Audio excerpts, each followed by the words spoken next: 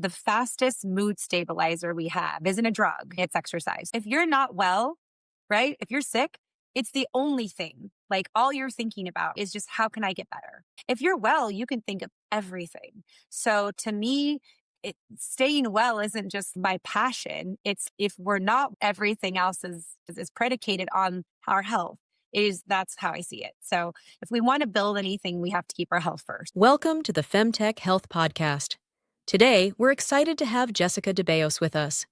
Jessica is a master performance coach, a kettlebell champion, and the first American female master of sport in long cycle. She has an impressive background, having been the world champion in the 16-kilogram kettlebell snatch event in 2011, and is also the co-founder of KettleGuard, a leading risk protection device for kettlebell lifters. In this episode, we'll explore Jessica's journey into the world of kettlebell training, the significance of movement and exercise in our lives, and the empowering effects of kettlebell sport. You'll learn about the differences between kettlebell sport and hardstyle kettlebell training, the importance of breathwork, and how kettlebell training can benefit women of all ages, especially in relation to pelvic health. All right, let's dive into today's show. I'm here today with Jessica DiBiase. She is a master performance coach, a kettlebell champion. She's a kettlebell coach. She's the first American female master of sport in long cycle. She's one of the first women in the world to compete in the traditional biathlon, which is a jerk and snatch with 20 kilograms of a kettlebell. In 2011, she was the world champion in the 16-kilogram kettlebell snatch event. She's also the co-founder of KettleGuard. It's the #1 wrist protection device. She is a wife, a mother of 2 beautiful children. She also has a new podcast called Strength Renewed. Jessica is also related to me, and I'm so excited to have you with us today. And I've always been so proud of you and my cousin who you're married to, Jeff. And just tell us how you got involved in all the kettlebell work, and tell us, just the love. I know you were a gymnast, and you just have a great love of sport. And I think it's just so inspiring. Health and wellness is the way we need to live our life. So thank you for being with me. I'm super excited to have you. Oh my gosh, that was like the best intro. It felt like a warm hug. It was also very cute, I'm sure, to see like our matching last names. The funniest thing is, yes, I adore you, and I'm super glad that we're having this opportunity to actually connect together. And I laugh because I married Jeff years ago, and your son was actually our ring bearer. So it's like fun to have all these worlds come back together again. And I also love it because I say our last name, DiBiase, and you say DiBiase. So I want you to all know that we actually have the same last name, but we just say it a little differently. I say it a little more Italian-y, the Italian Jew that I am, Italian Jewish kettlebell lifter that I am. But no, thank you. Now that we've got my last name out of the way, our last name. I guess like long and short, I was thrown in the water, before I could walk. My dad was a national level swimmer. He was great. And yep, no problem. What? But that's not what my happened? phone. Was it me? Mm-hmm. Oh, is It's it okay, that me? happens. I have to always remember to turn my volume down, which I Oh my gosh. don't be. It It's is totally on fine. silent. Oh my gosh. It's funny What though. the heck? Okay, hold on. No. But that's good. That's that's Okay. why we have Cole, because he's gonna marry it all together again. Like good.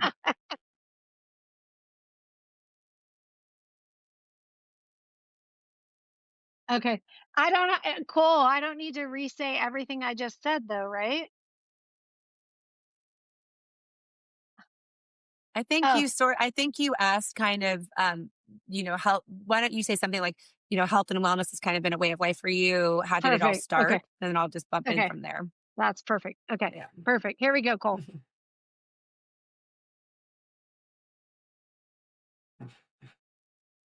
Health and wellness, Jessica, has always been just part of your life, and just tell us a little bit how you got started in all this and just like what makes you get up every day to do all the work you do.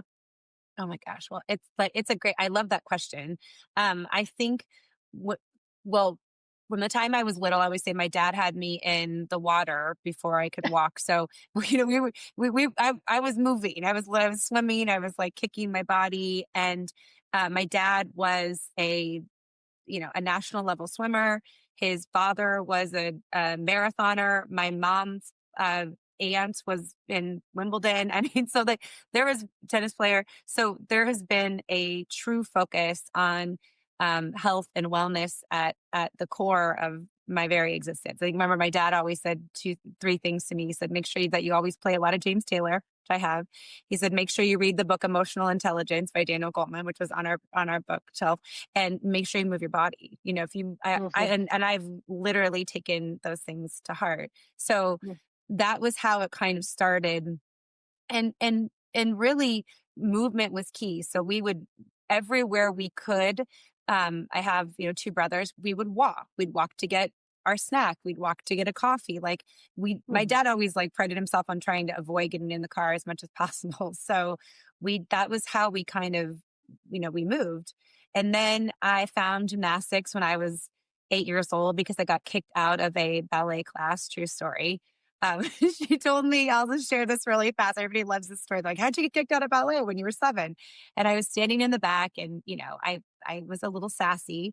And apparently I was talking in the back and the ballet instructor told me to stop talking. And I went like this. I kind of rolled my eyes.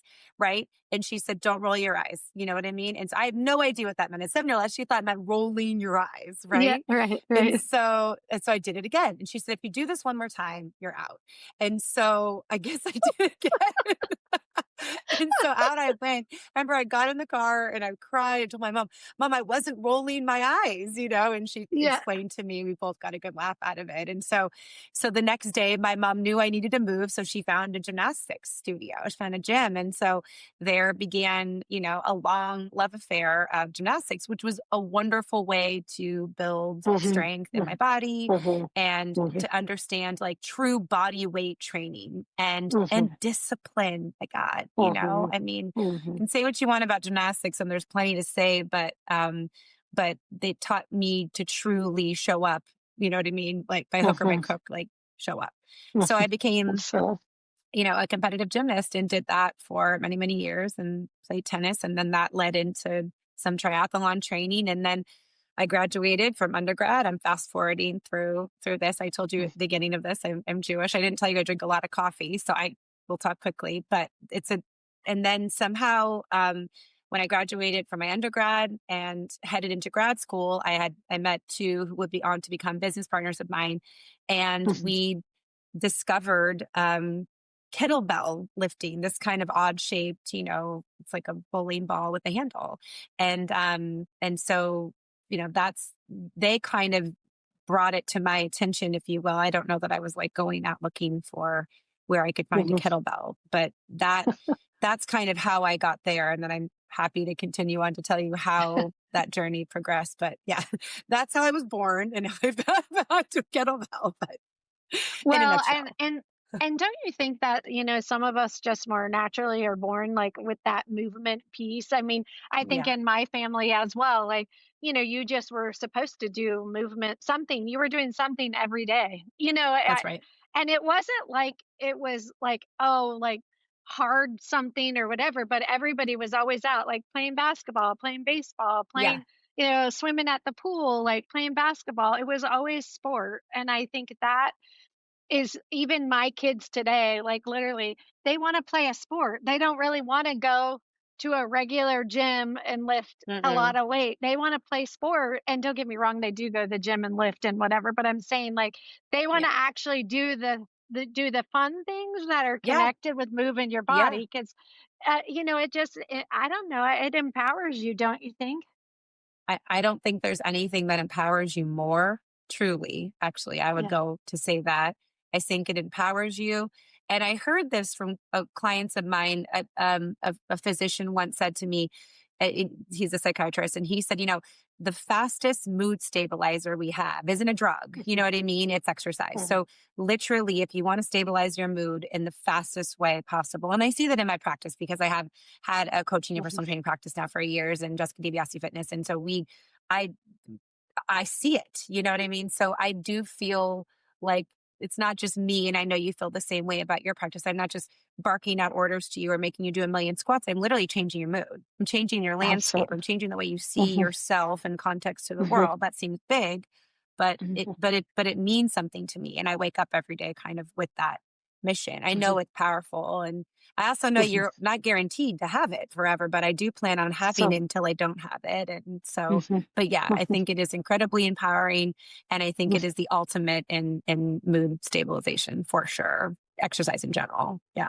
And so, Jessica, I'm just going to throw this out to you because one of my really good friends, she always says, "Oh, if like we're traveling and are doing something, she'll always be like, I know what you're going to wake up and say. Well, what activity are we doing today? Hmm. Like, what sport are we doing, or are we walking? Are we running? Like, Yeah. what are we doing today?" She like knows that I'm going to wake up in the morning and that's what we're going to talk about. And she said, I wasn't raised like that. Like Mm. I didn't grow up with that. So, do you think that is a hard thing for people to sort of learn who maybe haven't grown up in that? You came by it pretty naturally, like, Sure. hey, this is just the way you're going to do this. So, is it hard, like in your own coaching realm, to like help people, get the passion of that or realize, like, hey, this is an important part of my life? Yeah. I think that question is a really good question.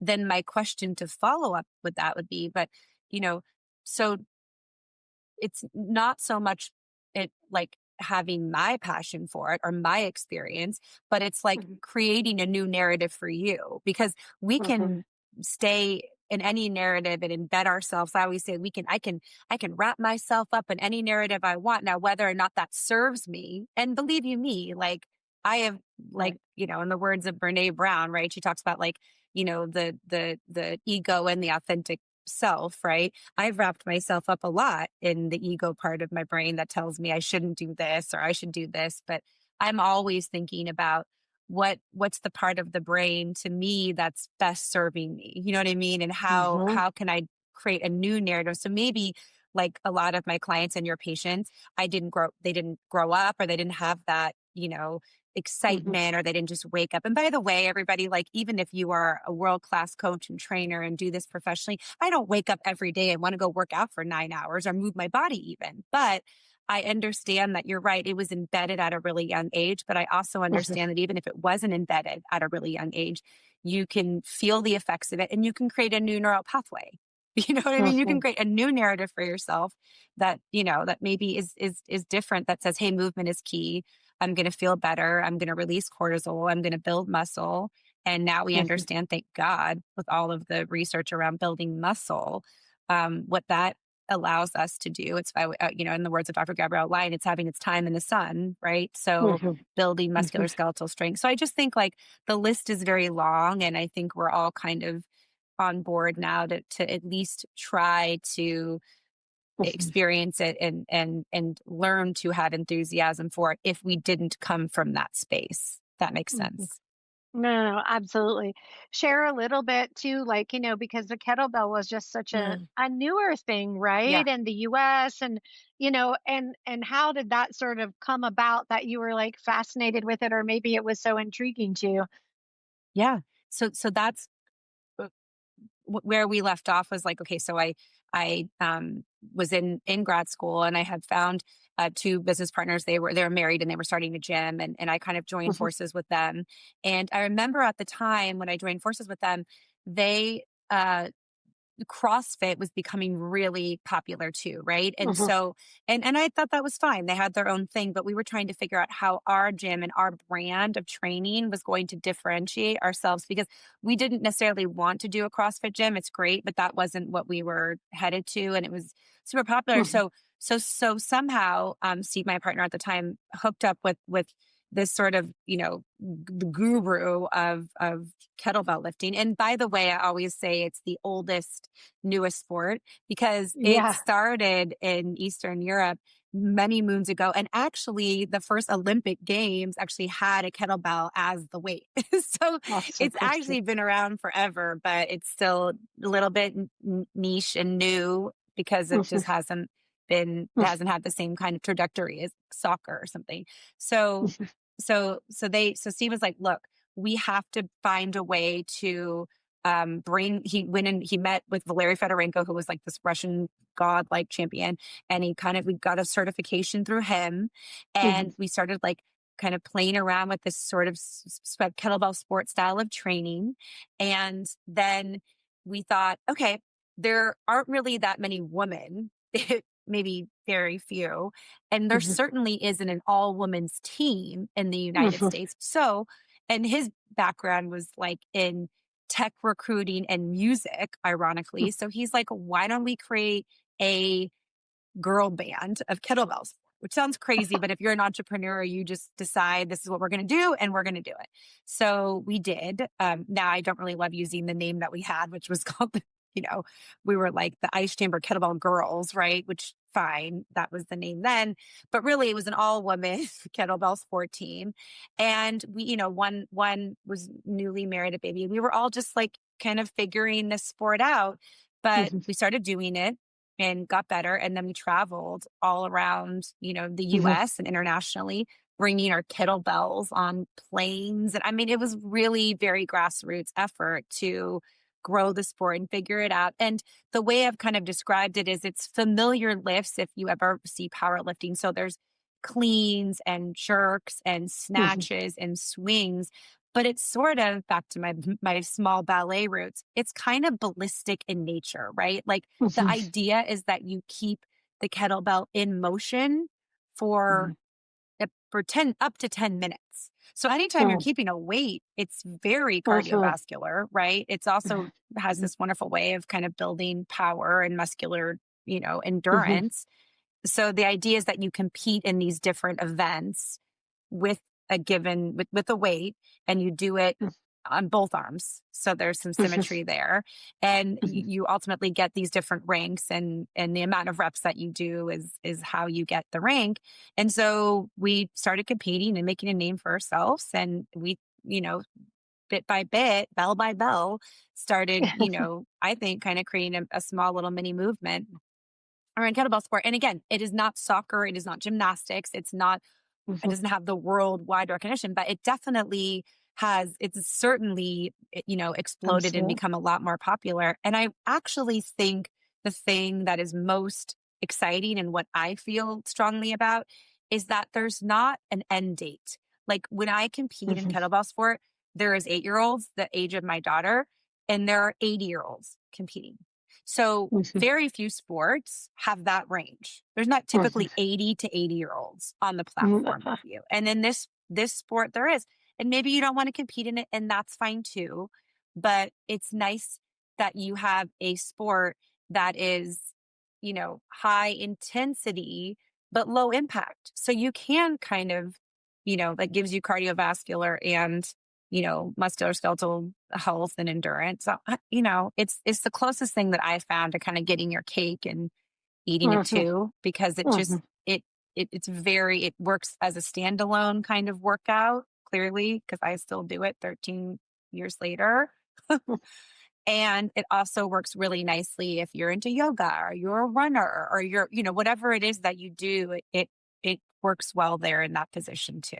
Right. So Well, and I know, and like with your all the training that I know that you do with people, you're adding it in as components, right? And think of it from a mhm. bone health standpoint. I just think that Yes. is such a powerful piece too, because I think, a lot of times, even postpartum or women who are Mm, aging, they're getting perimenopause, menopause, and they think, oh, well, I can't do that. Like, and yet here we're asking them, hey, we want you to weight train because we know you have to weight train if you're going to keep bone health.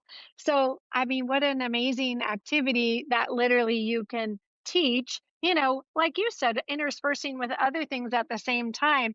But you need the load. You've got to have the weight load, right? that's right. You have to have the weight load, and it allows you to progressively go up in weight load. And the kettlebell itself actually is like the same. size and diameter. It's just so like they all look the same. They're just different weights, which is kind of cool too. So, and they're hollow on the inside. So they kind of move with a little bit of fluidity, I have found. And so I just, every time I do them, I still can speak this passionately about them because I've never been stronger than when I am actively lifting kettlebells regularly. And I get it. You sort of have to wrap your head around them because they look a little different and they move a little different and they're not what we are quote unquote used to. But I kind of like it for that reason. I like that they look different and that they move different and that and they're accessible, I mean, the way that I think Yeah. everybody is kind of living their life now, right, Sheree? Like, go to a gym, don't go to a gym, have a home gym, don't have a home gym. I mean, Yeah. I was always seeing people virtually and in their homes privately before COVID ever happened. So this has always been the norm for me. But if it's, with that, I think, strength changed. How we get strong changed. What we needed to get strong changed. The amount of space that we needed. And so, gosh, there's not a whole lot of equipment with this thing. I'd say that, most Yeah. important thing you can do is find a good coach. So, Jessica, so like if you have somebody who says, "Oh, I want to get into doing kettlebells," what's the best way to have someone, enter into that sport or that way of lifting, from a safety perspective? And then like how's the best way for them to find the people to talk to? I mean, that continues to be kind of a good question because it's not like you just go to like, this one hub and there's all these like kettlebell coaches, but you know, they certainly can come to me. And actually I recently created a program that's online actually called Kettlebells Core, which is, I think is pretty great because it's a 4-week program. It's 3 days a week. They can do it on their own time. I usually recommend using it like kettlebell. There's like, I put the videos and the instruction and I can kind of coach you through this app called True Coach. And so that's kind of nice because that's at least available as like, hey, I'm not sure I want to do this like full time. And it's a low barrier to entry because it's just a month of, commitment. Otherwise, I have no amazing coaches and that I currently work with myself. You know what I mean? I have top coaches that are my coaches that also see clients. I see clients. I probably would recommend, if you're interested in it, working with a coach for a while to get the fundamentals down. People are like, "Oh, I've seen a kettlebell. There's one at my gym." I always say, well, kettlebell sport and hardstyle kettlebell, which are two different kinds. They're different. They share the kettlebell, but I always say they're like gymnastics and ice skating. You think you wear a leotard for both, but they're not the same thing, And so kettlebell sport and kettlebell and hardstyle are different. And so I would look for a coach who specializes in kettlebell sport, and I would have them work with you with the fundamentals. So the swings and then build to the cleans and the snatches and just kind of move slowly through those phases of it. And then you kind of start putting it together. I always see it like, it's like you're getting all the ingredients out and then you can kind of start to make a meal. But I am happy that I at least can offer a program like Kettlebells Core for people that want to just try it. It's a 4-week, program. Jessica, is that on your Jessica DiBiase Fitness .com? Is that where that is? It's not on my website. It's on my Okay. it's on my Instagram. So Oh, they can find Instagram. me at Okay. Jessica DiBiase Fitness, and then there's a link to Okay. that there. Okay, very cool. And yeah, so and they can go straight there and click on it. They can also That's awesome. send me a message. Yeah, I'm happy to talk. yeah, well, and I think too, to get somebody sort of started in a 4-week and just to see, hey, is it something that they would enjoy? So Yeah. will you explain the difference between kettlebell sport and kettlebell, the hard that you just talked about? Yeah, I mean, simply kind of put their and we can kind of put this in like the notes too for people to kind of like Yeah. look at it, but Yeah. really it's kind of how it starts. One is like it's less ballistic, so it's more Okay. like kind of shorter durations. Some of the movements are the same, like they're called the same again, but the idea around kettlebell sport is that you're moving the kettlebell for a particular period of time. So you're Mhm. not, so it's more like I say, it's more ballistic. It's more like there's a It's different kind fat. of Yeah. energy system that's working because it's not like 5 reps and then put it down. You know what I mean? Or Mhm. like 30 seconds of work. I mean, there's interval training, but the idea is that you keep the kettlebell in motion for 10 I see. minutes. So I would Mm. say, you know, it's the biggest difference is just the amount of like you're actually attempting to keep it in motion for 10 Mhm. minutes, which is like Mhm. hardstyle Mhm. doesn't, that's not really what that form of Mhm. kettlebell training is about. I see. Yeah. And so I think that maybe that feels daunting to some people. So Mhm. explain a little bit to people too. Like, we don't expect you to go out and be able to do this high amount for this period of time for so, Yes. yeah. Okay. Well, I was actually, there was something I found the other day, but, so so again, to everybody, it's not the idea. I'm telling you, um, at the end of the day, that's the goal. 10 Mhm. is 10 minutes. That does not mean that's like we're doing that on day 1 and this is like, this is what we do. It is that you ultimately, you know, you're ultimately attempting to try to keep this thing in motion from time. Building to that. I mean, again, I always say people like, they're like, you make it look so easy or you lift so heavy. And I'm like, I've been doing this for 13 years. And by the way, even when I compete, I don't even get to 10 minutes sometimes. The last competition I Yeah. did, I got to 7 minutes and 45 seconds. So Yeah. intervals, my friends, that's like the goal is to keep it in motion for 10 minutes. It's not what we're Yeah. all doing every Mhm. time we train. I mean, often I might do, uh, somebody, this is what I was looking for. Somebody once said that the difference between, my friend Brittany said, kettlebell sport and kettlebell hard style is the difference between running middle distance, like an 800-meter, and running a sprint. Okay. So, Yeah. like, Mhm. while middle distance and sprinting are both essentially the same body movement, the technique used for the two varies greatly. So, Mhm. that's kind of like kettlebell sport, as I talked about, there's a pendulum swing, right? So Mhm.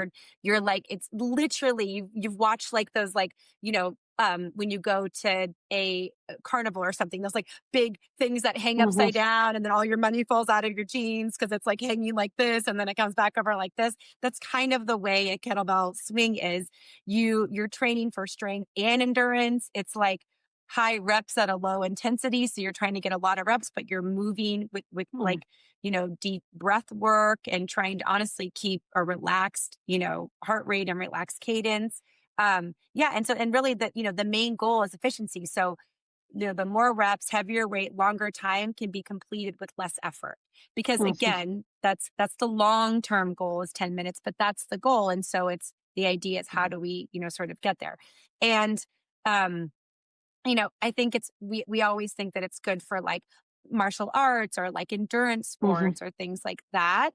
So that's why it's like that's the 800-meter versus the sprint. Sometimes the hard style can be like, as many kettlebell, snatches in 30 seconds, right? And put it down. It's just a different way of thinking Yeah. about Mhm. training. This is more of like, Mhm. how can you almost want to try to keep the bell in motion Mhm. and what things can I employ? I employ my glutes. I employ a pendulum swing. I employ, breath work. Kettlebell hardstyle has more of a hinge swing. So it kind of Mhm. looks hard. You like squat and then a fast hip drive, right? Mhm. It's no pendulum. So, again, I'm kind of breaking it. There's a different kind of, biomechanical breathing that's different with hard style, right? Than it is with Mhm. sports style. Again, we're probably going more clinical, but you asked. So the Yeah. kettlebell hard style is training for more speed and power. I think it's Mhm. important to think about these lower Mhm. reps, higher intensity, right? Which Mhm. is the opposite. Kettlebell sport is higher reps, lower intensity. Yeah. That's So, it. right, Mhm. distance, Mhm. distance. Mhm. Um, and the repetitions and the sets are typically 60 seconds or less with hard style. Not always, again, I'm not giving hard, fast rules, but in general, that's kind Mhm. of what that looks like.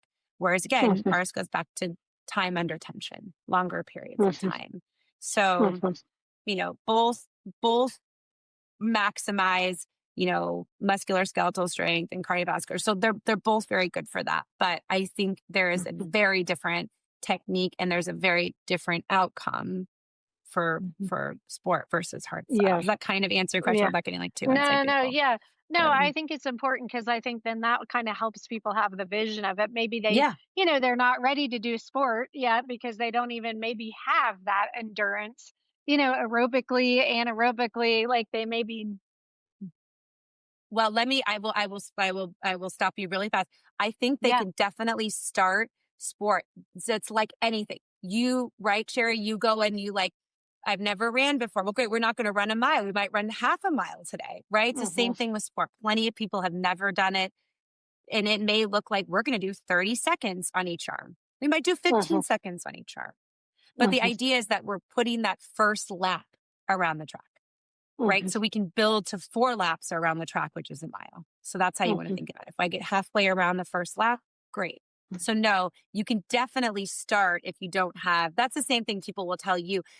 How Yeah. often do they say, I have to be in perfect health and I have to be ready to go before I work out with you, Jessica? Really? Because last time I checked, I'd be out of a job. Everybody came to me all ready to go and like, no Exactly. problems. It's like with you, my pelvic floor is totally fine. Now I can see you, right? Like Yeah. I no, let's start and we'll build together. And again, I'll Hmm. reiterate the fact that I have coaches so I can continue to grow and I can extend my time around the track and I can get stronger. This is a physically demanding sport like anything, everything is, but it's Hmm. mentally, it's very meditative. So you have to sort of understand that you're kind of working on your headspace, which I'm very acutely aware of that. That's just as important when you are staying healthy is how do you want to think about yourself in the context of this, whatever you're walking into. Okay, you got to explain this a little bit so everybody understands this meditative component because I Uh, think this is a huge component in our country, well, in our mm, society right now, is that I think sometimes we've lost the thought of that component and yeah. we need to kind of circle back a little bit because really so much of activity movement, sport, all of it is for the purpose of all of that, and maybe sometimes we've jumped over to a different place of that. So talk about that a little bit. I think it's super important. Well, I hope, I mean, these are my feelings, and I hope this is kind of, what you sort of feeling on the lines of, but I think too often we're kind of in this place where we're very quick to like check the box or I will use an Hmm. example. It's not fitness related, but every time I go to the grocery store, I make sure that I know that whoever my checker is, I always use their name. You know what I mean? I pause and make eye contact with them and ask them 1 or 2 questions about their day. You know what I mean? Like Hmm. I'm really here for the human experience. So I don't want to, until we're not human anymore. And I recognize that AI is very important, but until we're not human, I'm going to be human and I'm going to approach things in that way. So I think it's important to feel seen and to feel present in Hmm. what you're doing. I feel like too often people are like, I just have to come in, I've got to get this workout, I've got to check it off, and I'm going to go on to the next thing. And I just think I understand that you have to go on to the next thing. I recognize that you can't stay with me all day doing, our work together. But I'd like, in order to get the most restoration out of it, I would like you to focus on your breath, right? I think breathing is super critical and kettlebell sport demands it. You cannot hold your breath. You got to inhale and you got to exhale. And I mean that because I feel like how often do we just hold our breath? Absolutely. We're just Hmm. constantly in this sort of like Yeah, like half breath, neck breathe. right? Hmm. Neck Hmm. breathing.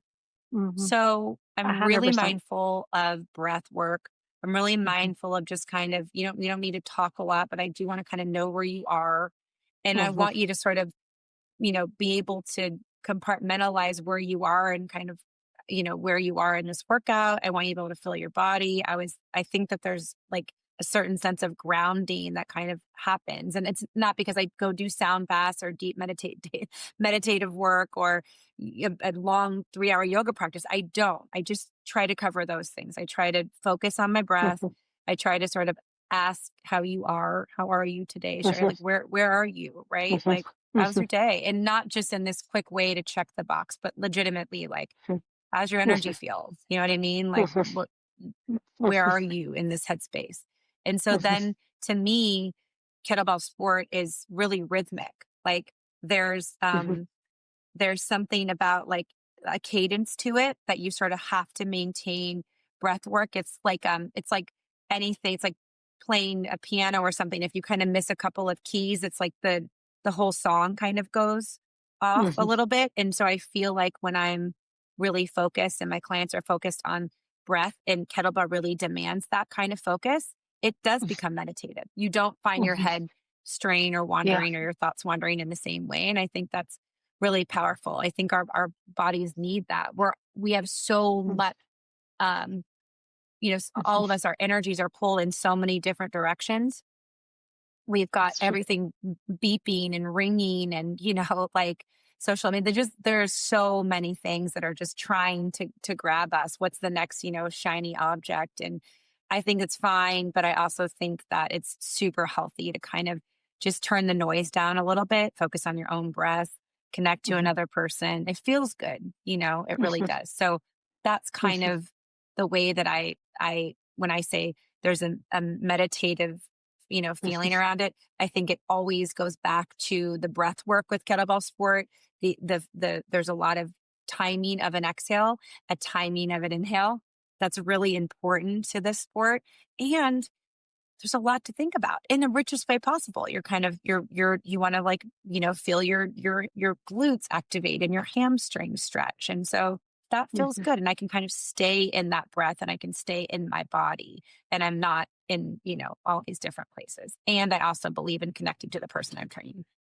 Well, no, and I think this is, I mean, in my work in the pelvic health world, I mean, the diaphragm and the pelvic floor, they work together all day Yeah. long. Yeah. And Yeah. so I think there's a great, I mean, that's kind of the beauty of this particular sport, I think, is that Yeah. you really are utilizing that beautiful breath work that engages this natural, happening between the diaphragm and the floor to like encourage it, like, hey, like you should work together, to actually feel good. Because I mean, That's right. if you look at all the deep breath patterns anyway, it mobilizes all your internal organs as well. So it just keeps those internal organs so healthy and it helps that vagus nerve not be on high alert all day long. It helps the calm that vagus nerve down. And so that Right. the input pattern isn't just so highly, so that high agitation like all the time. So I do think that, when you can Mm, find a sport that kind of incorporates things like that all together, boy, it really helps you and changes, the whole brain mechanic, I think, of it, of like, wow, this is a great way for me to actually do something that kind of gives both benefits, right? Like the strength yeah. and the power, That's gaining right. endurance, but I'm That's also right. getting into more of a calmer place, maybe calmer That's right. space. That's right. Yeah. And I Yeah. think all this can be accomplished in like 15, 20, 25, 30 Yeah. minutes. Like it's really Hmm. it's sensitive to our time. So it's Yeah. almost like, okay, I can step into this space Yeah. of working with the kettlebell because I don't necessarily have a lot of time, but I can step into it. It'll give me all these other things, right? It'll Yeah. lower my Yeah. cortisol levels. It will help me focus on my breath work and diaphragm Yeah. and all Yeah. these other, interbody connections. And so, yeah, it's kind of like, I mean, again, it's like, you just reminded me of like another reason why it's a continues to be kind of a powerful training tool, one that I, Uh, that I had thought of, but not even in that way. So Yeah. I'm grateful for Yeah. that. Yeah. Yeah, that whole just the whole vagus nerve and the down Hmm. regulation and the floor is so it needs that breath work to actually Hmm. calm all the bladder, bowel, sexual health organs down so that they can Yep. actually drop into rest and digest. So I mean, I didn't even realize how much breath work is involved. And like you're really teaching it. And that's not an easy thing for people to learn. I mean, I'm just No. gonna tell you, like, even my postpartum moms, think of it, that baby's in that belly, right? And then they high neck breathe because it feels like their diaphragm can't move very much anymore because they don't have much space. So then their floor doesn't move very much anymore. And so think of it, all of a sudden they have this baby, and all of a sudden all this stuff isn't actually working very well, like postpartum Correct. wise, because you got this diaphragm that's way stretched out. They've high necked breathed for how many months now? And then their floor is stiff and sometimes very painful. So trying to get all that reconnected. And, some people can reconnect quickly with their body after baby. They get that pelvic floor awareness back. It comes Hmm. faster. Some of my other moms, it's almost like they're disconnected from their floor. They're not even using their breath, right? Because their system got sort of. So I think what I hear you saying is that it's this great way to sort of reconnect all the systems back to each other, kind of the way we were meant to move and the way we were meant to work, right? Utilizing our breath in the things that we're doing throughout our daily life. Yeah. That's right. Well, again, I mean, there was probably some truth why it was the first, piece of equipment used in the first Olympic Games ever. You know what I mean? Clearly there was something about it that people kind of felt connected to. And I've trained, I truly have trained every single age. I've trained women that are pregnant, you know what I mean? Yeah. Postpartum, perimenopausal, menopausal. I mean, you name it, right? 8-year-olds. So everybody's had an opportunity. And I think all roads have lead back to that same piece. They've all kind of Hmm. experienced that, right? They're like, Hmm. this is unique. And it can quiet the mind because it's not super familiar. Even when it becomes familiar, Hmm. again, it is a practice, right, Sherry? So even with your patients, it's Hmm. it's not enough to just want it because it's innate and it's like kind of primal to breathe. You have to practice it. So in a way, kettlebell sport is kind of your breath work. It's your breath practice, right? It's helping you practice this very essential thing to your nervous system. Another way to think Uh, about it. Absolutely. I had a physician years ago. He was so funny when I was telling him, there's something particular in their body called NAD, and NAD is only made when you sleep or when you do meditation or meditative work, Mm, which incorporates the breath pattern.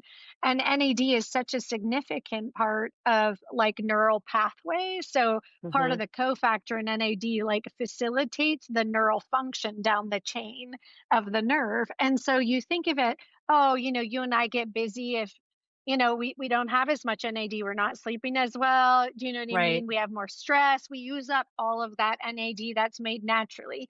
So in my own work, I'm always looking for ways to say, oh, how do we more naturally help people make NAD? By relaxing their system, right? Getting into their breath patterns so that they can learn to what? Calm their system down. Because Yeah. then we get this natural production of this NAD, and we didn't have to sleep to get it. We actually got it because we were actually had a practice of work that we did with our breath. So we know that it calms down all the systems, as soon as I get back in sync with my breath. So that's the beauty too, I think, of all this. And it's kind of fascinates me that I didn't really realize that was a whole component of, so detailed, I guess, that you Yeah. really do work through it with people so that that's huge, huge, huge for people. So, Oh, I'm so I'm going to glad. segue for a minute Yeah. because I want you to tell us about the kettle guards that you developed. I know you're the Yeah. co-founder of kettle Yeah. guards, and I wanted you to share just from a businesswoman perspective, like the way your, brain works in that whole neighborhood. Because I think it's amazing when, like you're working in a sport or you're working in something and the brain goes ding ding, hey, this is a need. It's so easy sometimes to be like, oh, I don't need to do that. That's just one more thing I don't want to do. And yet here you heard that little voice and you're like, hey, this is the thing and it needs to happen. And I want to encourage women and men, like with whatever it is they're passionate about, whatever they're doing or working on.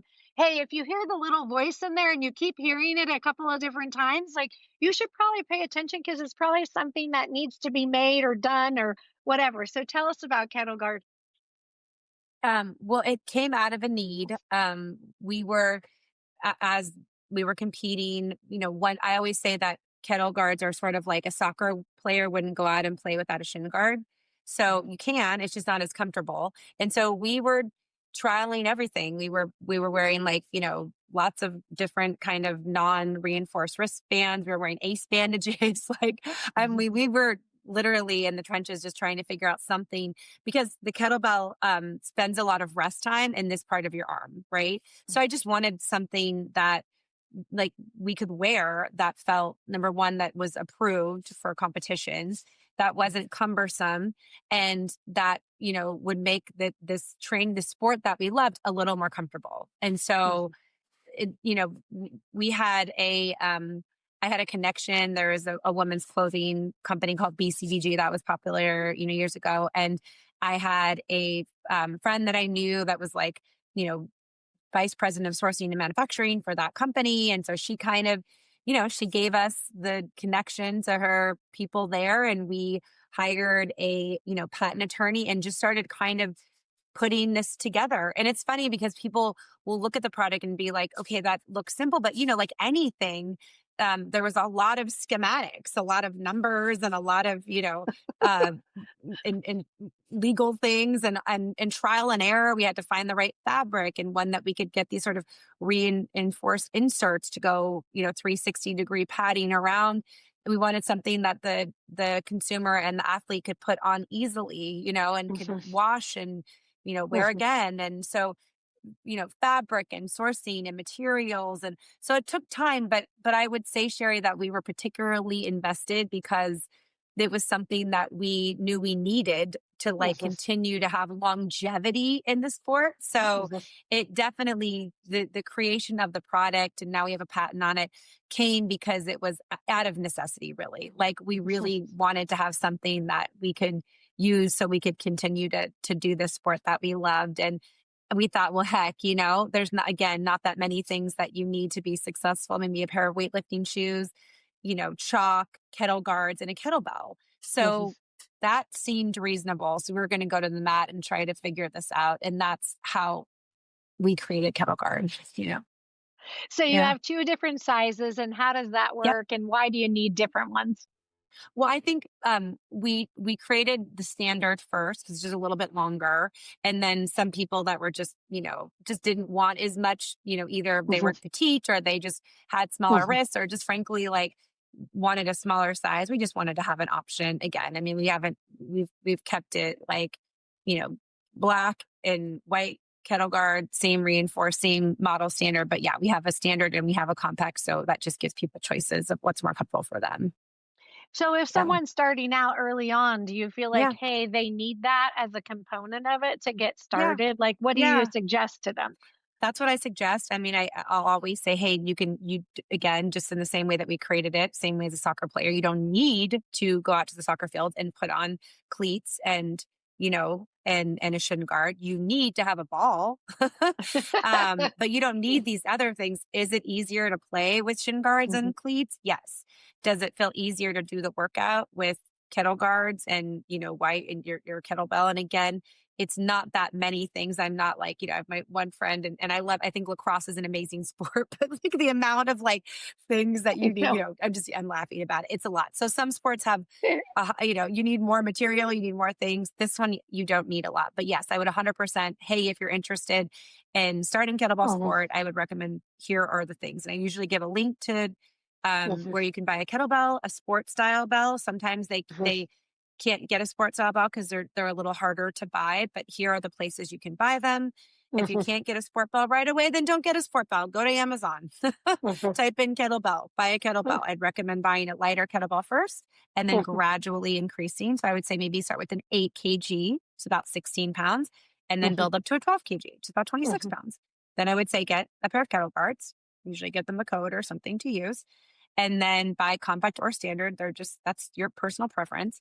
And then some chalk because it's like your hands get, sweaty and slippery and the chalk makes it easier to hold on to. And I would say that and an open mind. Yeah. But yeah, it's really, again, I love the accessibility of this sport. And I love that it can change, it's a game changer and it's accessible. It's an accessible game changer.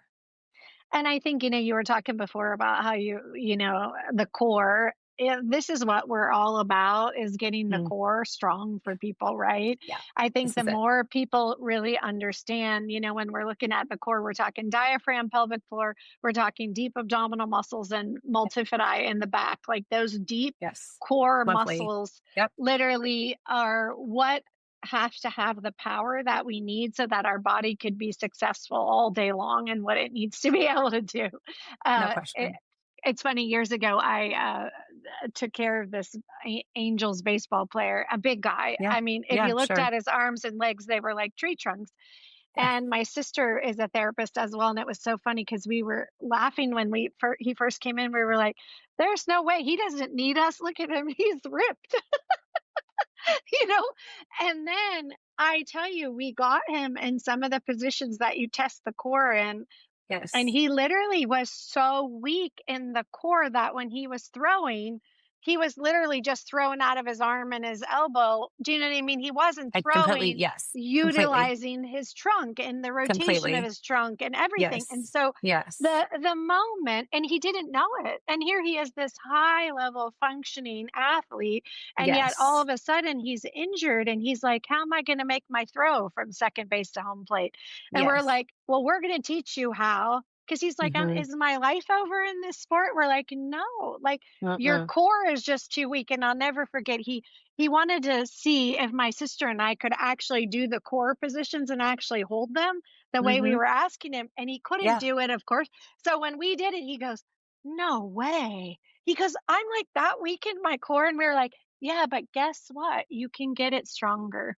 And I guess that's the beauty, I think, of what I hear you doing every day with people is like Mhm. giving them, you're offering them hope, giving them encouragement, Mhm. pushing them, right? In the musculoskeletal world, because, in my life, I always think, oh, does the body lead the brain or the brain lead the body? I mean, it's a big conversation I have with myself a lot. But think Mhm. of it, sometimes our body leads our brain where it needs to go. And so I Yeah. encourage people, look, move your body, right? Because Mhm. it's going to actually maybe open up your brain to something way else that you didn't work through yet, or you wanted to work through, or you knew maybe that was holding you back. So I love the idea that you are so dedicated, as we started out talking about, to health and wellness and to people really, challenging them and themselves in the physical realm. Absolutely. I'm super glad. I'm glad that we had an opportunity to share in this space. I love how our worlds are kind of, coming together. And I'm Mhm, excited to kind of continue to share this because I think there is so much here to unpack, right? It's not mhm, just like I said, it's not just singular when you talk about health and wellness. There's you know, so many components to, what makes us strong. And I do for the longest time people would go, your core is so strong. What do you do? And I'm like, I don't do a single crunch or a single sit up, and I barely do a plank. For years, I said that, and I was like, because I just lift. I mean, I would do them. You know what I mean? Because they're yeah, fun and they're fine.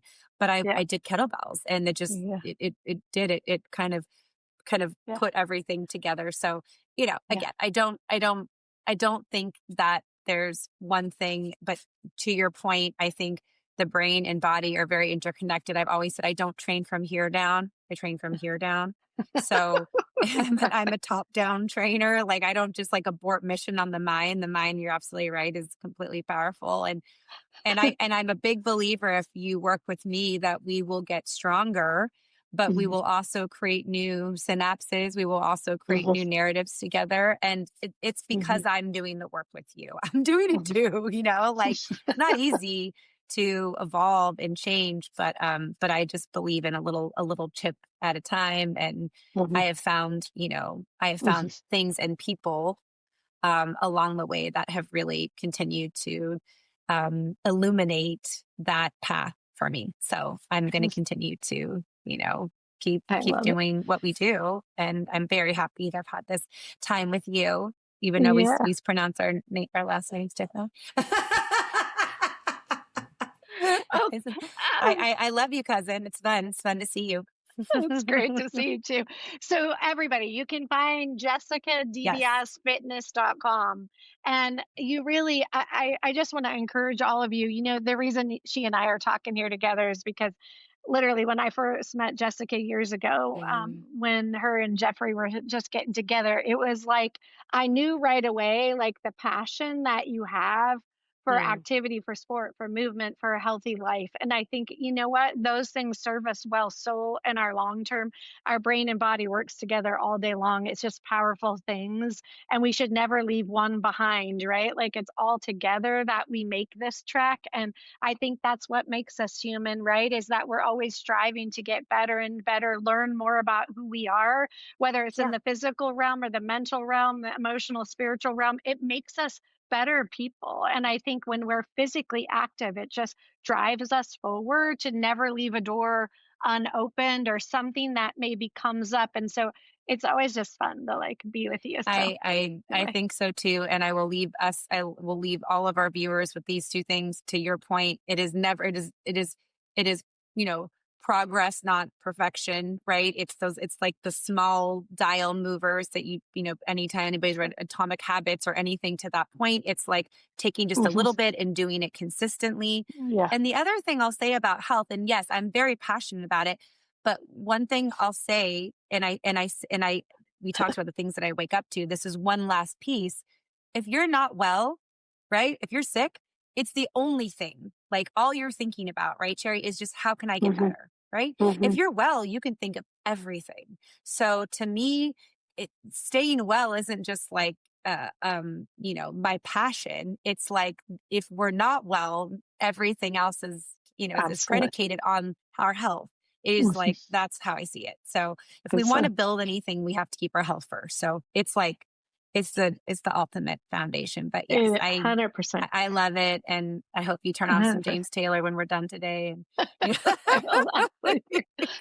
Oh, breathe yeah. and be grateful. I'll ask you though. I end all of my training sessions. I'll ask you this question: what are you grateful for today? Oh man, I'm such a lucky person that I get to be self-employed and kind of drive my own ship. And then I have so many absolutely great people that are in my life because of it. And whether it's my employees and my family, it's a family business that I run, Lake City Physical Therapy, and it's just I'm really lucky that I've been able to have this chance because I see so many people around me just like growing, making new narratives and doing all of the things to like upscale their own life to the things they want to do and the ways they want to grow as people. And I just feel super fortunate that I've been able to do this for the last 38, 39 years, and it's been a great part of my life. So I'm very grateful for that. And I'm just grateful too that I have a big family and you all included in all of it that just are a huge support system to like each other and like to keep this whole movement going of us, caring about people. That's really what gets me up every morning is I care about people and I want them to have the opportunity to have hope and have a better life. I love that. Wonderful. Yay. Thank you so I'm much so for glad being we had with a chance to me. be together. Mwah. I Yes, love you. I look yes. forward to our next Uh, talk together. sounds I'm already great. thinking Thank you about it. again.